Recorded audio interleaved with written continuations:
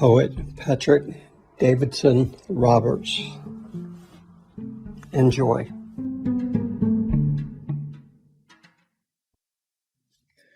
This first poem's called Hypatia of Alexandria.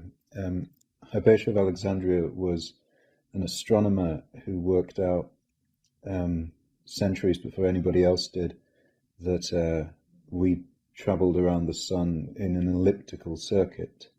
And like many great women, she's not really remembered, and the thing that she is remembered for is the manner of her murder.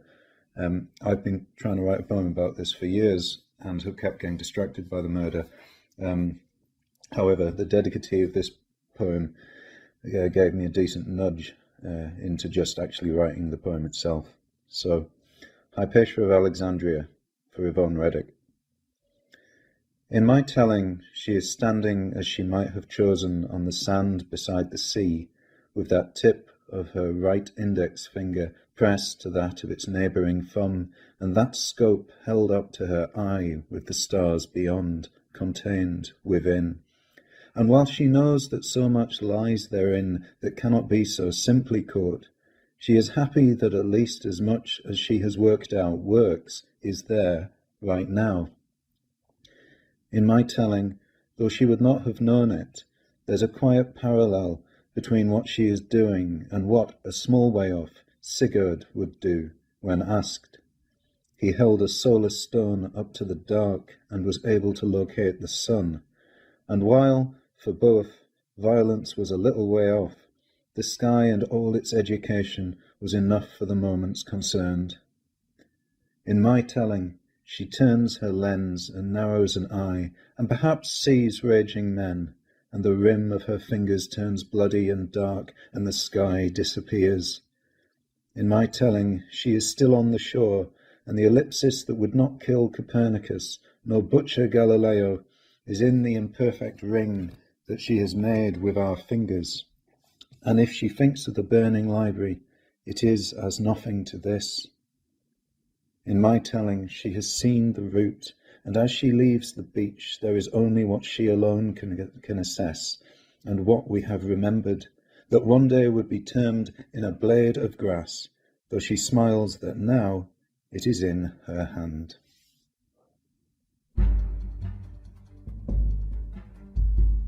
In putting together this week's show, I reached out to the co-host and Nietzsche's uber poet Fran Locke for her recommendations, and this is what she sent: the work of Patrick Davidson Roberts. There were other poets that I was looking to hear from, and this is what she sent me. She's a freaking doctor of poetry, for crying out loud, and this was my cure this week. Just listen to what Patrick has to say in his poems. From his book, The Mains is the debut collection of poems from Patrick Davidson Roberts. In the book, Roberts creates a world of doppelgangers and possession, darkness and division, where themes of isolation and self-destruction are interrogated to their bone-chilling ends, drawing on influences as diverse as Francis Bacon, Trent Reznor, and James Wright. The split forms used in this collection allow Roberts to showcase his sense of crescendo and control. The Mains is an arresting, assured first collection in which Roberts' language and imagery take readers to the brink while offering no solace. And from Fran, this is a resonant and necessary collection. The language is sharp, exact, and in places acutely unconsoled. It is haunting, spiritually probing, and brave, with a rigorous rather than a reckless bravery. You read it rapt, and only afterwards realize you have been holding your breath. Fran Locke.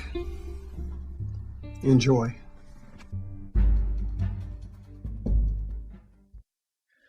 This poem is about, superficially it's about scars, but then I suppose scars are a bit superficial, literally. But like most paths, they lead us somewhere else, and it's interesting when you're surprised by things that you think are part of you. The trail. Lifting one arm once toweling off is done with. The stark flesh newly brought up sparkles, and not a nick from the blade.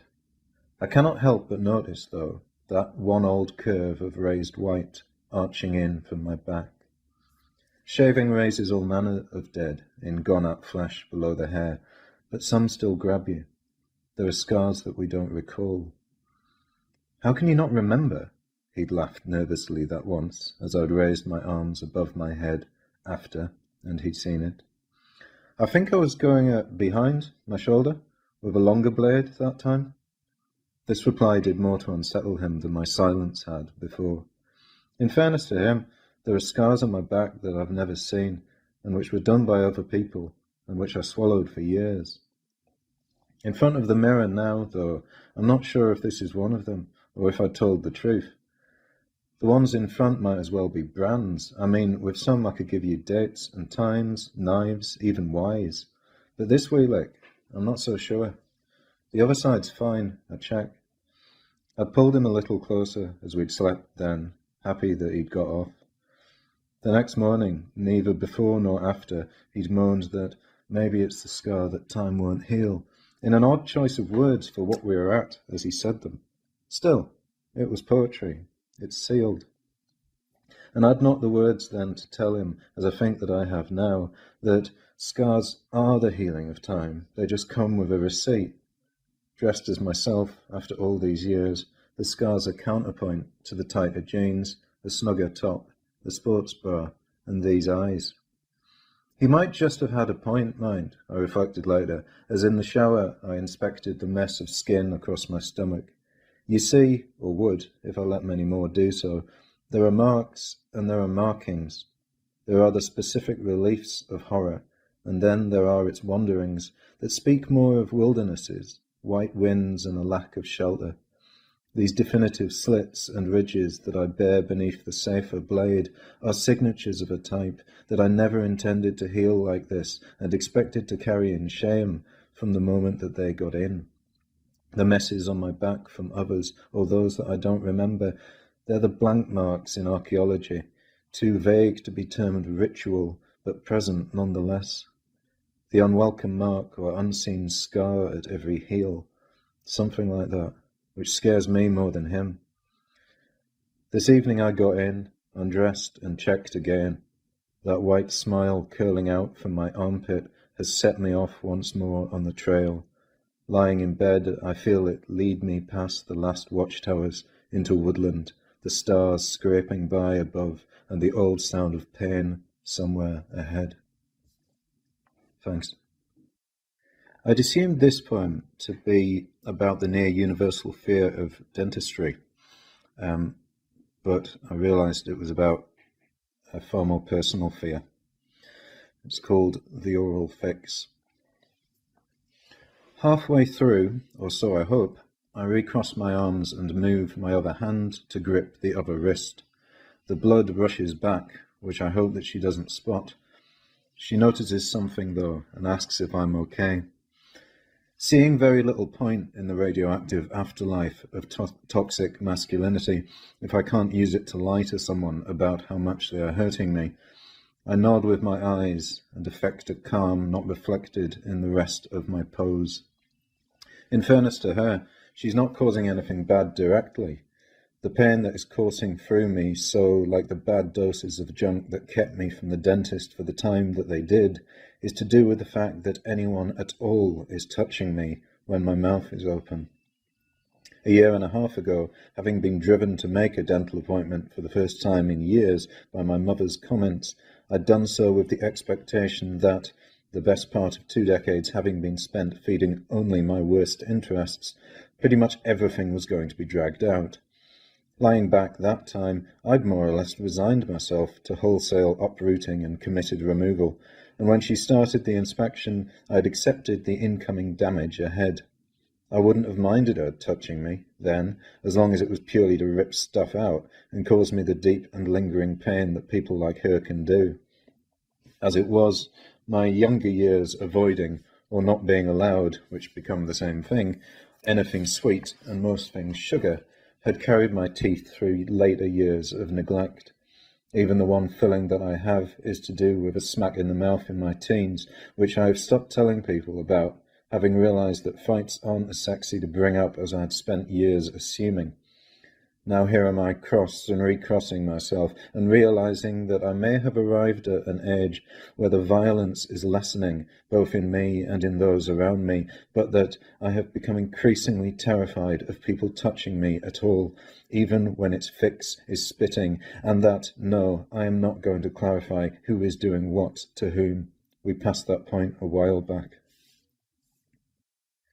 This poem was prompted by just watching, another film set in either ancient Greece or Rome, I forget which, where during a ritual there's a lot of sort of waving of smoke around, much in the way that high church worship uses incense and frankincense in the Christian faith. And I realized that this idea of cloaking something in either the smell or sight of smoke is something that we can do on a personal level, or at least I have done. The trick.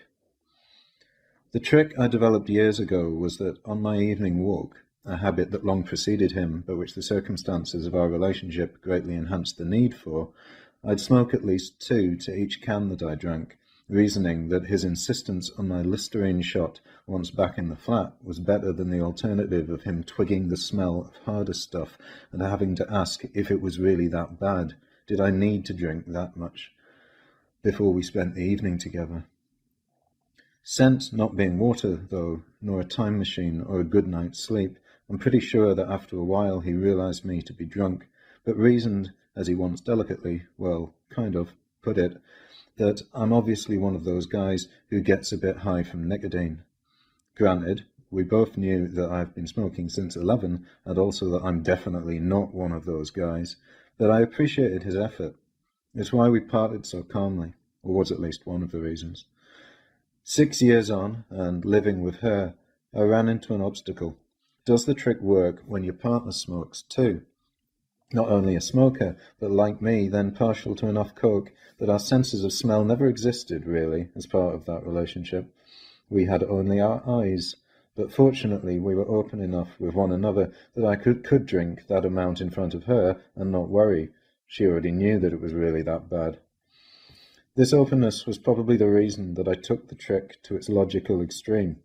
Meeting up one Christmas Eve with her for a heavy yank brunch in a Soho whiskey joint, I'd smoked the best part of a packet beforehand, having woken up, and not for the first time, in the arms of someone else. Alcohol being one thing, but a lover being another, I set to the Benson and Hedges with a passion like few before. I'd got to this place before her, Jackson and Rye, remember them, and realized 7 cigarettes in that the woman in question didn't actually wear perfume, which oddly made it worse. Could the trick dispel the scent of love? Mine, not the absence of hers. No matter the acrid waste on my tongue, I felt my whole self to sweat of the night before, the taste of that woman on me, and the scented weight of her conversation like tear gas or pepper spray. Hence the double Bloody Mary, hence the Jack and Ginger, the slippery slope of the upgraded trick that was trying to cover the smell of the cover, and also because living your life like this, I'd discovered, is a fucking good reason to drink. You'll have guessed that the old food turned to ash in my mouth thing doesn't work when you've basically washed in an ashtray before getting to the table. After time, everything's ash. Years later, now friends, she remarks fairly often that she's surprised at my smoking. You don't really smoke.